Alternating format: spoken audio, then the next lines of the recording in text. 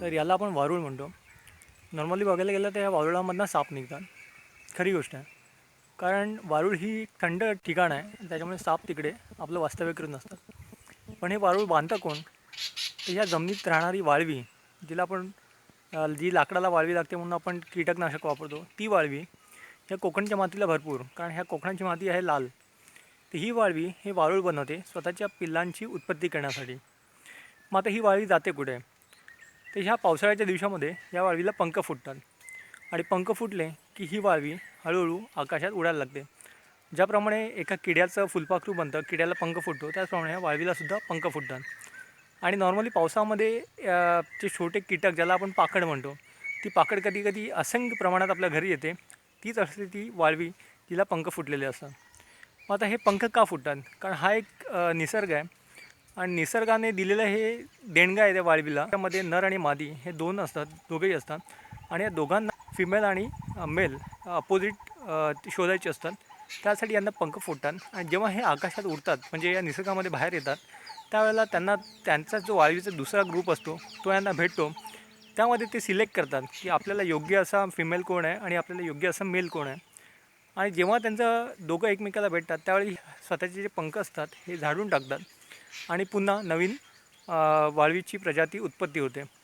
तर हे जे वारूळ आहे हे वाळवीने बांधलेलं असतं आणि हे स्वतःच्या पिल्लांसाठी म्हणजे नवीन वाळवी उत्पन्न होण्यासाठी हे वारूळ बांधलेलं असतं.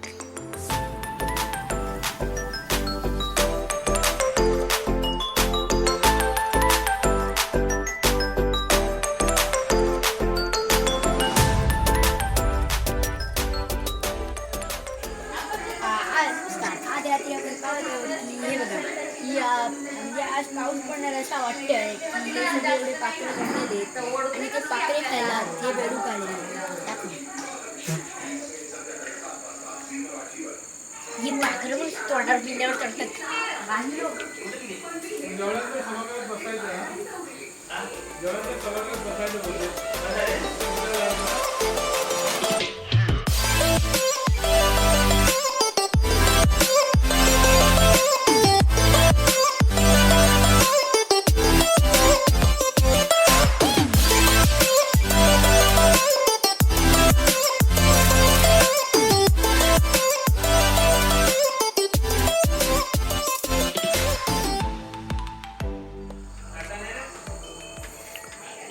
ह्या पक्षाला वाळवी म्हणतात आणि हे पक्षी आता नॉर्मली इथे पावसाळ्यात आलेले आहेत. पावसाळ्यात लोकांचा अंदाज असा असतो की हे पक्षी आले म्हणजे पाऊस पडणार. पण ह्याचा एक मेन वैशिष्ट्य असं आहे की ह्यांचे पंख होते, पण आता ह्यांनी स्वतःचे पंख इथे झाडले. ते आपल्याला दिसतील की सगळे पंख इथे पडलेले आहेत. तर ह्यांचा मेन उद्देश असतो की एक प्रजाती, आता हे बघा हे दोघं जण आहेत, मीटिंग करायला जमलेत, म्हणजे आता ह्यांची पुन्हा नवीन उत्पत्ती निर्माण होणार. त्याला आपण वारूळ म्हणतो. ही एक नैसर्गिक क्रिया आहे.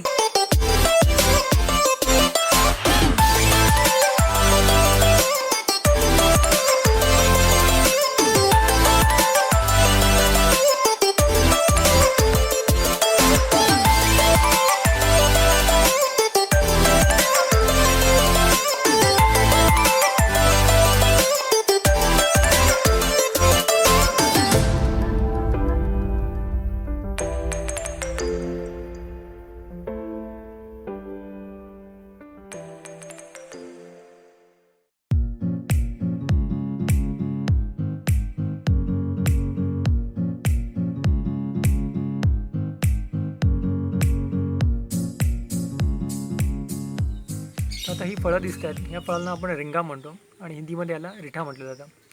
तर ह्या फळाचा जो काळ आहे, ही फळं फेब्रुवारीमध्ये झाडावरती लागतात आणि मार्च एप्रिलच्या दरम्यान ही फळं झाडावरती पिकायला सुरुवात होते. ही फळं पिकली की याचा कलर हा ब्राऊन जो शेड आहे, ही ब्राऊन शेड या फळाला येते आणि पिकल्यानंतर ही फळं आपोआप झाडावरनं खाली पडतात. खाली पडल्यानंतर या फळांना गोळा केलं जातं आणि अशा बॅगांमध्ये किंवा पिशवींमध्ये भरलं जातं. तर या फळांचा उपयोग काय? तर ही फळं पुढे जे व्यापारी या फळांना विकत घेतात त्यांना विकलं जातं आणि हे व्यापारी मोठ्या मोठ्या कंपन्यांना जे शॅम्पू बनवतात केसांसाठी त्यामध्ये या फळांचा उपयोग केला जातो, या रिंगांचा. ह्या रिंगांपासून शॅम्पूचं प्रॉडक्ट बनवलं जातं. आता बाजारामध्ये एक रिठा शॅम्पू म्हणून आपल्याला प्रॉडक्ट पाहायला मिळतं. तो रिठा शॅम्पू या फळांपासूनच बनवला असतो. तर नॉर्मली घरामध्ये सुद्धा ही फळं आपण ॲज शॅम्पू म्हणून वापरली जातात. ह्या फळांना आपण गरम पाण्यामध्ये टाकतो थोड्या वेळासाठी आणि गरम पाण्यामध्ये टाकल्यानंतर ही फळं थोडी ओली होतात, भिजतात आणि त्याच्यापासून एक चिकट द्रव्य तयार होतं आणि तो द्रव आपण केसांना शॅम्पू म्हणून वापरतो. आता इथे आपण ह्या 10-12 रिंगा घेतलेल्या आहेत. या पाण्यामध्ये टाकून ह्याच्यापासून कसा जो शॅम्पू बनवतात किंवा शॅम्पू निघतो किंवा जो फेस निघतो तो आपण बघूया.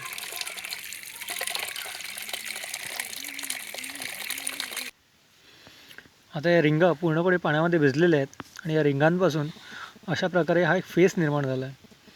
आता हा फेस मीन्स वॉट की याच्यामधली जे काही घटकद्रव्ये असतात त्यांचा हा शॅम्पू म्हणून आपण उपयोग करतो केस धुण्यासाठी आणि केसांसाठी हा एक ॲज अ नॅचरल सोर्स म्हणून हे वापरले जातात.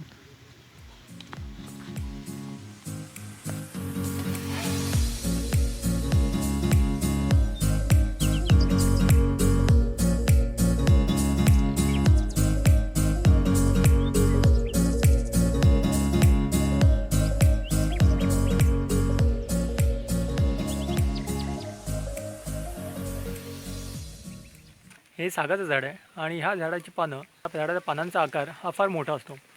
नॉर्मली बघाल तर ह्या पानाचा आकार जवळजवळ 1 फीटापेक्षा जास्त आहे.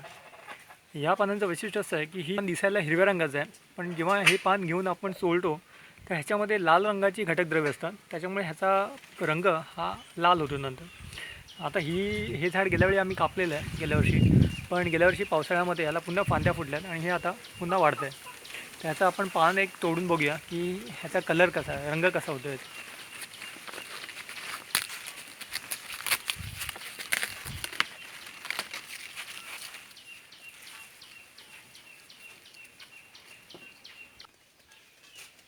हे सागाचं पान आता आपण हातावरती चोळलेलं आहे आणि दिसतं आपल्याला की ह्याच्यामध्ये जो लाल रंग आहे या पानाच्या आतमध्ये, तो लाल रंग इथे बाहेर आलेला आहे आणि तो रक्तासारखा लाल रंग आपल्याला इथे दिसतो आहे.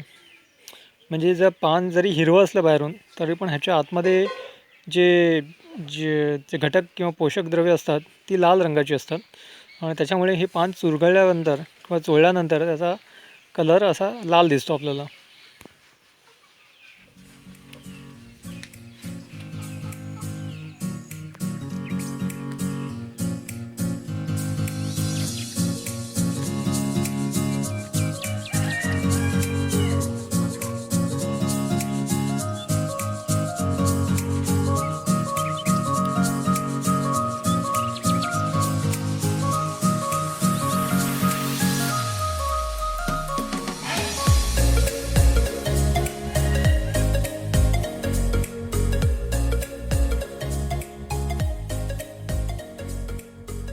हा एक काजवा, ह्याच्या मागचा जो भाग आहे हा पेटत असतो. हा मागचा जो भाग आपल्याला दिसतोय हा रात्री उडताना अंधारामध्ये चमकताना दिसतात. असा मागचा भाग आपण बघाल त्याच्या शेपटीकडच्या भागामध्ये लाईट चालू बंद होत असते.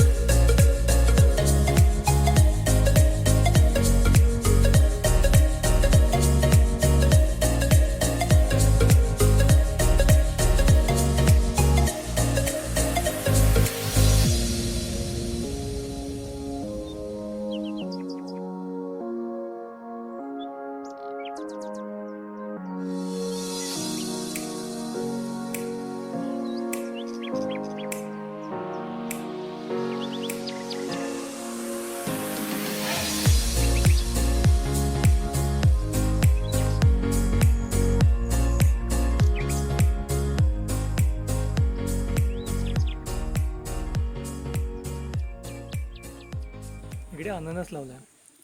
इथे 2 प्रकारच्या जाती असतात अननसाच्या, एक असते गावठी आणि एक असते सिंगापुरी. ही सिंगापुरी जात आहे आणि नॉर्मली ह्याला फक्त रेग्युलर तुम्हाला खतपाणी आणि पाण्याची व्यवस्था करावं लागतं. जो त्यांचा सीझन असतो त्या सीझनला लाईक हा मे महिन्याचा टाईम म्हणा किंवा या वेळेला याला फळं धरतात मग.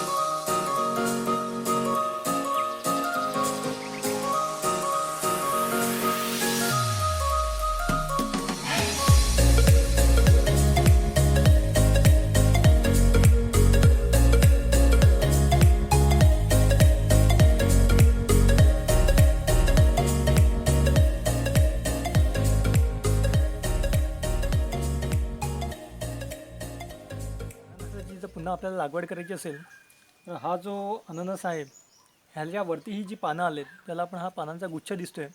या पानांना ॲज इट इज कापून ह्याला जमिनीत लावायचं असतं आणि जमिनीत लावल्यानंतर ही पानं पुन्हा अशी या मोठ्या झाडामध्ये रूपांतर होतं आणि ह्याला पुन्हा फळं धरतात. तेव्हा कापताना कधी हा जो वरचा भाग असतो हा बुंदा काढून तसा जमिनीत लावायचा की दुसरं अननसाचं रोपटं तयार होतं.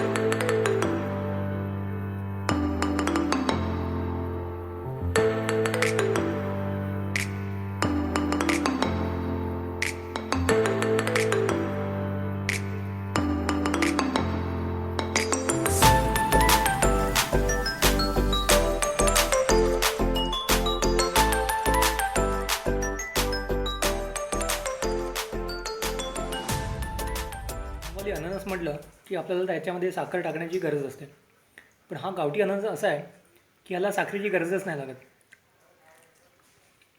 हा ऑलरेडी एवढा गोड असतो, याला कोकणातली मजा म्हणतात.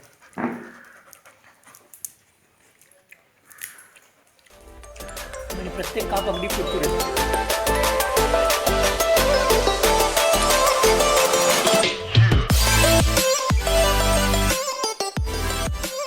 जे झाड दिसतं त्याला आपण खैराचं झाड म्हणतो. हे खैर म्हणजे आपण पानामध्ये जी कात खातो, ज्या कातेमुळे जिभेला लाल रंग येतो किंवा पानाला लाल रंग येतो, तो ह्या झाडामुळे येतो. ह्या झाडाची जी लाकडं असतात ही लाकडं सुकवली जातात आणि सुकवून त्याच्यापासून कात तयार केली जाते. ह्या झाडाचं वैशिष्ट्य म्हणजे ह्या झाडाला काटे असतात. ह्या झाडाचे काटे उलट्या दिशेला असतात. समजा हा एखादा काटा जर आपल्याला लागला तर शर्ट किंवा चामडी फाटण्याची शक्यता असते. नॉर्मली झाडाचं जंगल असतं. या जंगलाला आम्ही खैराट म्हणतो. म्हणजे कोकणी भाषेमध्ये ही झाडं भरपूर प्रमाणात एका ठिकाणी लावलेली असतात किंवा आपोआप उगवलेली असतात आणि ह्या झाडापासून आपण पानामध्ये खाण्यासाठी जी कात असते ती याच्यापासून तयार केली जाते.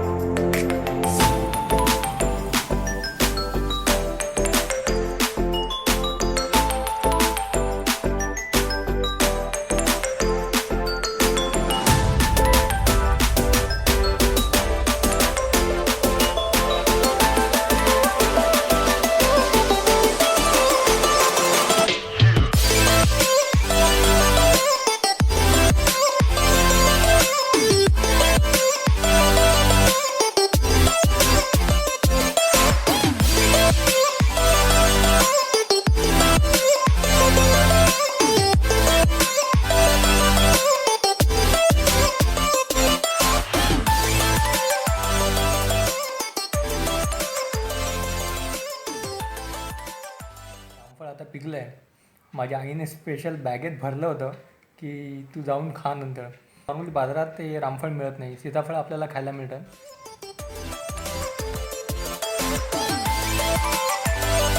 काय करूया इकडेच फोडायला. किती नरम झालेलं आहे.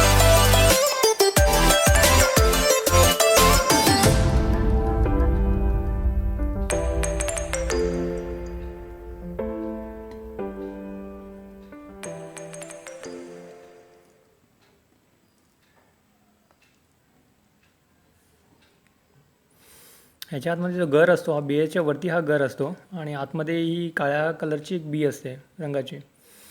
आणि खायला हे सीताफळासारखंच पण थोडंसं डिफरंट लागतं. नॉर्मली सीताफळ थोडंसं नरम असतं, आतला भाग जो त्याचा गर असतो तो.